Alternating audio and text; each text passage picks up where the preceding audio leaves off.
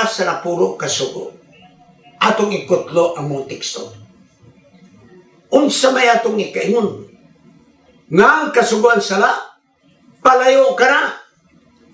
Dili, kay wala ako makaila sa sala, kung dili tungod sa kasuguan, kay wala ako makahibalungan pagpangibog, gawas kung ang kasuguan na gayon ayaw kaibog. So, ang imo makita, nga gilansang sa krus, dili ang napuro kasugo, kay nagyon si Pablo, kini napuro kasugo, mo na yung mupaila ka nato, nga ang atong nabuhat, sala. So, dili, imposible nga malansang napuro kasugo. Okay? So, nini nga kahimtang si Pablo, pagsulat niya sa Colosas 2:16 o 17, iyang gihusay ang kontrobersiya sa mga Kristohanon nga Hudyo o mga Kristohanon nga mga Gentile. Kay pugson mangyod sa mga Jewish nga mga Christian, ang mga Christian nga mga Gentile. Nga ang mga ordinansa sa kinahanglan pagabantayan sa mga Christian nga mga Hentil. Mao ni mga kaigsunan. Busang Colosas 2:16, mo nang listahan sa mga practices sa mga Hudyo, nga rin ang mga Kristohanong mga Hudyo, ilagi hapon kining ginabantayan, kining mga seremonyal na kinaiya. Mao na yun sa Apostol Pablo, ayaw busa ayaw itugot, nga dunay magahukom kaninyo sa pagkaulog sa ilimnon, o sa mga holiday, mga pista, o sa bagong bulan, o sa mga adlaw igpapahulay. Kung imo tanaw nagsuon, sa ato pa, wala na pili pagkaon, wala na pili ang ilimnon, wala na igpapahulay.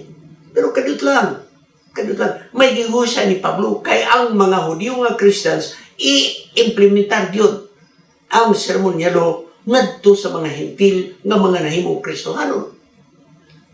Kanang pulong ha, kini tanaw niya, kanang akong gipula, therefore. Mag-iwong ganig therefore, pulong kini nga nagpasabot mao kini ang katapusan, konklusyon. Tapos nga, gisgutan ang isyu. Pag human nga gisgutan ang isyu, ang sunod niyo, therefore busa.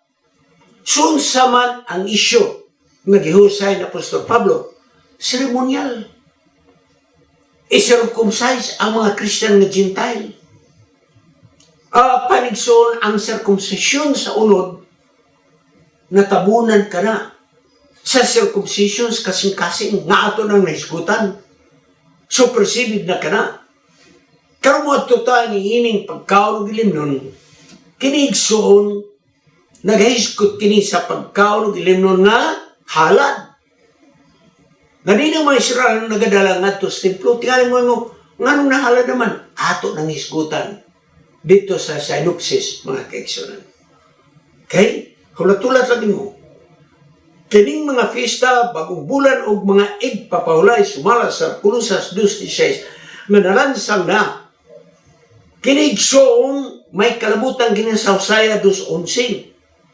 Ganin adunay mga seremonyal nga mga adlaw nga nagahiskot mengot sa mga seremonyal nga mga igpapahulay.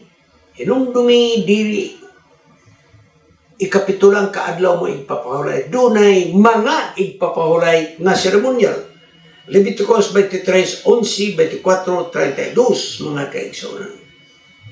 Busa ang yawi ni mga kaigsunan, ni Apostol Pablo nagingon, madagadala ka na to ngadto sa pagsipong o konklusyon.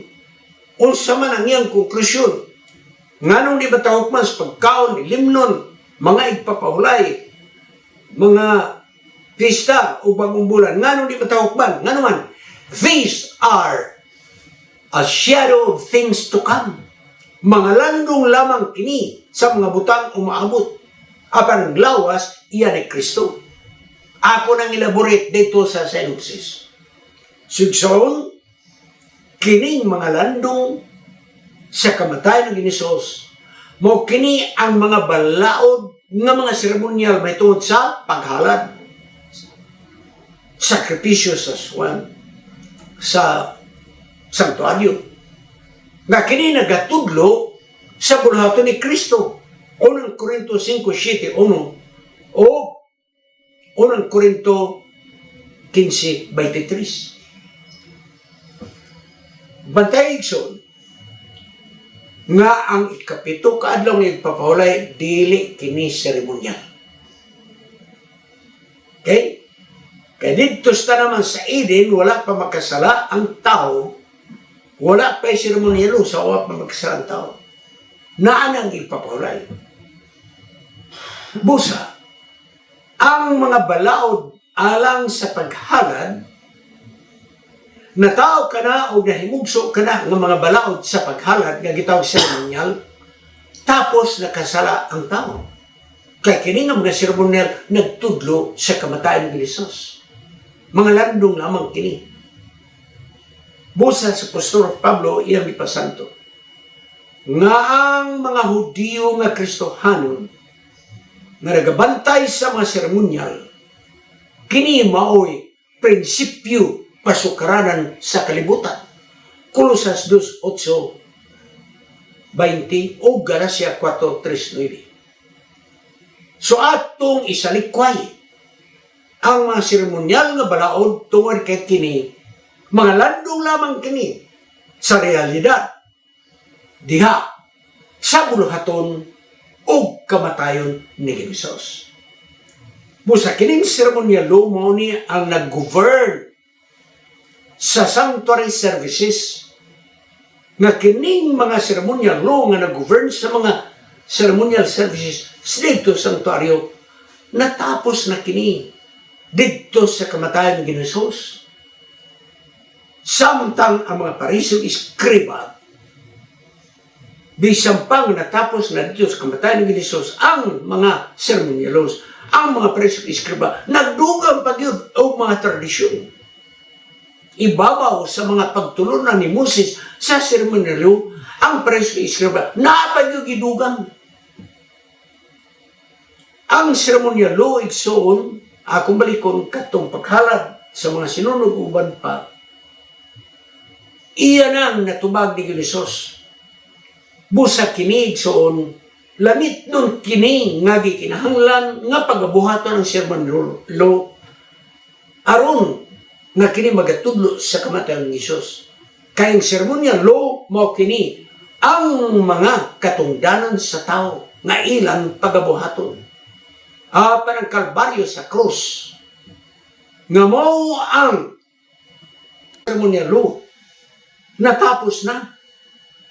Seremonyal law mahitungod sa pagkaon, ilimnon, mga pista o mga igpapahulay. Mao na ang natapos igsoon. Seremonyal na mga igpapahulay. Kaya mo rin na tayo so, doon na tayo sa atong synopsis. Si Ellen G. White sa Acts of the Apostles, pages 474 and 475. Maingon sa mga adlaw sa mga apostoles ang mga tao misulay. Sa mga tradisyon o mga filosofiya nga nagalaglag sa pagtuo diha sa kasulatan. Maingon man sa karon ngang mga tao naghatag og dako nga pagsaway ug unya nihatagan nila pagtagad ang mga evolusyon, ang espiritismo o mga filosofi o mga pantheism nga kining mga practices sa mga tao equivalent ni sa seremonialos nga mo'y ipadako sa mga false teachers. Sa pagkakaroon wala na seremonialo nga gipagpugo sa mga tao, apan nipunyo sa man mga philosophy, mga logic sa mga tao, evolution, spiritism ug uban pa nga kini mga kaaway sa pagkamataro nga gipangita sa matag dalan o kanangadalan sa human philosophy gidili kada sa atong Dios. Padayon si Ellen White. Sa mga sumusunod ni Kristo, ilang ikatagbo ang mga nindot nga mga pinulungan batok sa mga apostolis nga diin kini nagpasidaan sa kulusas nga mga tumutuo sa mga taga-kulusas na ilang ikatagbo ang kalihukan sa spiritism, mga interpretasyon nga mali sa barang kasulatan Apan, dili kini nato ipadawat. Kayang tingog madungog sa tataw kayo ngang kamaturan gikan sa balaang kasulatan mo lamang ang atong pagatumanon. Okay. Paminawan ninyo umaayo ang synopsis. Actually, kung ako lang, mudritso na kong synopsis. Okay. Synopsis. Unsa man ang mga seremonyal nga mga igpapahulay. 1. Passover. Piska. Kini mao ang pagsaulog sa paglaya sa mga Israelanon gikan sa Ehipto. Nga nagsimbolo nga sila gawas no na, di na sila mga lipon. Ugon niya, mga kaigsuunan, walay magatrabaho pagselebrar niini sulod sa 7 ka adlaw. Why trabaho? Pulos lamang seremonya. Kana igsoon, ceremonial Sabbath ang Passover. Okay? Sunod, nga ceremonial Sabbath, Shabbat. Mao kini gigamit nako mga Hebrano nga pulo. Mao kini ang pagselebrar sa pagdawat ni Moses sa napulo ka sugo didto sa bukid sa Sinai. So kini igsoon magahatod og 7 ka mga semana tapos sa Passover. So na po ilang ingon ini igsoon. Sunod, Sukkot. Gitawag kaning Feast of Tabernacles. Pag-celebrar nila, nga dito sila muhigda sa mga payag. Aron mahinumdum sila, na bisan 40 ka mga tuig nagpuyo sila sa payag, apar ng Diyos, wala magabiya ka na.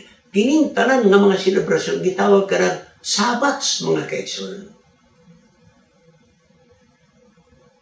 Sunod, Rosh Hashanah. Mao kini ang bagong tuig sa mga Hudiyo. Na ilaw sa giselebrar nga walay trabaho. High holidays. Mao kini ang pagpamalandong sa ilang paghinulsol. Sunod, ikalima, Yom Kippur. Adlaw sa pagtabon sa sala. Adlaw sa pagtabon sa sala. Sinimana po ni ang ilang selebrasyon. Wapoy trabaho. Pinakabalaan kini sa selebrasyon sa mga Hudiyo ang itawag Yom Kippur. The Day of Atonement. Mamoni ang pagsulod sa labaw sa silduti dito sa santuaryo sa langit, sa santuaryo sa yuta, sa labing balaan na dapit. Yom Kippur, mga kaisa. Walay trabaho na nila. Sunod, Hanukkah. Mo kini ang pagselebrar sa mga kahayag. Nga ilang giselebrar kini tungod kay niining panahon na mao ilang pag-rededicate sa ikaduhang templo nga natukod. Kay naguba man ang templo ni Solomon, giguba man ni Nebuchadnezzar.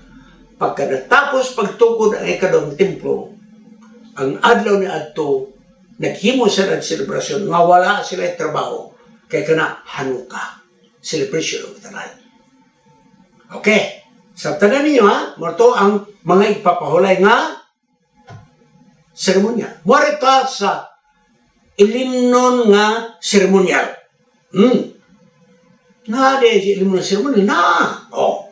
Exodus 29:40-41, Leviticus 23:37, Números 15:5 o 28:7. Kita mo na ikson? Unsa man o ano yan? Ato mabasa. Mabasa na ito niya. Unya, usa ka nating karnero. Dayon, adunay kanapulo nga bahin sa taksanan sa harina. O ikapat nga bahin usab sa olive oil. O ikapat nga bahin usab sa sudlanan sa wine for a drink offering. Morning soon, morning gilansan, kay kini nga wine offering igsoon, nagatudlo ka Ginisos. Nagatudlo kini kang Ginisos. Kay apil kini sa halad nga sinunog, ibubo kini skilid sa altar igsoon. Munang drink offering. Okay. Bato ta sa meat offering. Now, so, kanang meat offering, dili na clean or unclean na pagkaon. No. Ha? Dili ni ang Leviticus 11. Dili. Kini meat offering nga gilansang niya, ato babasa. Mga abot sa yuta. Okay?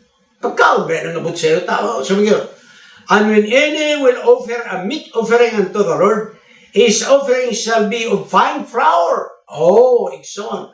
And shall pour oil upon it, and put frankincense therein. Oh, Ikson, tanawa. Green offering mo sa manang flour. Di ka na sa lugar sa trigo. Sumuna ang meat offering. Gitawag yun sa Bible, it's a meat offering for you. So, dili ni karni, Ikson. Dili ni karni. Pagkaon kini, nahalan. Diyos sa mga itong kahibalo nga kining gilansang sa cross. Nga pagkaon o gilimnon, mga festa, bagong bulan, o mga igpaparay. Giyon sa mga itong kahibalo nga kining seremonyal. Ani ayaw agad ninyo pamimano, ha? Ang yawi ni ini, nga magatudlo nga kining seremonyal, kining kanang giyon sa Colossus 2:16 nga gilansang na ang mga sinulat nga kabatok kanato. Busawan ay maghukom sa pagkaon o gilimnon, sa mga pista, o bagong bulan, o mga igpapahulay. Ang yawi ni Ana, nga klaro yun, nga kining maong gilansa nga limnon, pagkaon, mga igpapahulay, mga pista, kini seremonyal, ang mutubag niya ang Colossus 2:17. Nga naman, unsa ba itong gilansang nga mga sinulat? Katong mga ilimnon pagkaon, fiesta, bagong bulan, o mga igpapahulay. Unsa ba ito? Which are a shadow of things to come, but the body is of Christ. Katong gilansang dito sa kamatayan ng Hesus, nga mga ordinansa sa mga halad sa pagkaon na harina, halad nga ilimnon, nga bino ibubo sa kilid sa altar, o gunya, mga festa sa ilang mga celebration, o mga ipapahulay nga atong naisgutan, sama sa Passover, o sama sa yung Kippur of Day of Atonement. O sarman shadows of things to come. But the body is of Christ. So katong nalansang mga limnon, pagkaon, nga halad, o mga ipapuray pero sa ilang selebrasyon, nagatudlo kay kini landong rani, nagatudlo sa lawas ni Kristo. Mauni ang yawi nga musulban. Colossus 2:17.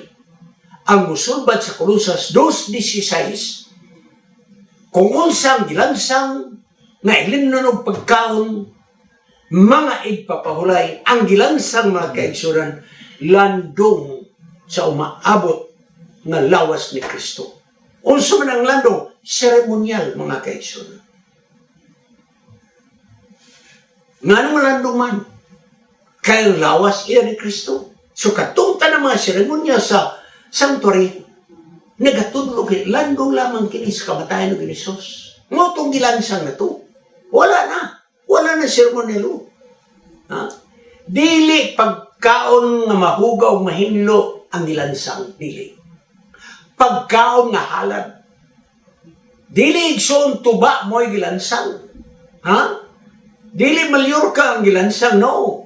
Kung dili bino nga apil sa halad sa harina o guban pa. Seremonyal nga halad. Dili ikapito ka adlaw ang gilansan. Kaya ang ikapito ka adlaw, wala pa'y sala ang tao na ang ipapahulay. Apan ang nalansan ison, seremonyal na ipapahulay. Kaya kini nagtudlo sa kamatayan ng Hesus. Passover. Kami ni Hesus nagitudlo. Deo matumen, si Kristo isang lang ito. Lando, busa nawala na to, mga kaigsunan. Manginaw to ako nga kininaghatag ka na to. O dakong pagtulunan. Ngunta, kung naamay mga objection sa manini, masayo na niyo tubagon, ha? Ang mutubag niya ng mga kaigsunan, nga katong gilansang sa mato, mga landong sa kamatayan ng Jesus. Busa kay landong mas kamatayan ng Jesus, we are sure to interpret na nalansang sa Colossus 2:16 are but the shadow of things to come. If these are shadows of things to come, what? Ceremonial, mga kaigsunan. Salamat sa inyong pagpaminaw o karon mag-aampo kita. Ato nga po igsoon ang nasod sa Iran. Sa Iran, rather. Labi na natin mga pundok dito ng mga Kristohanon. O di sa dili mga Kristohanon. Atong iampo. Ato makabaton o kahusay. Kaanugon sa mga kinabuhi o minakalas. Magapo kita.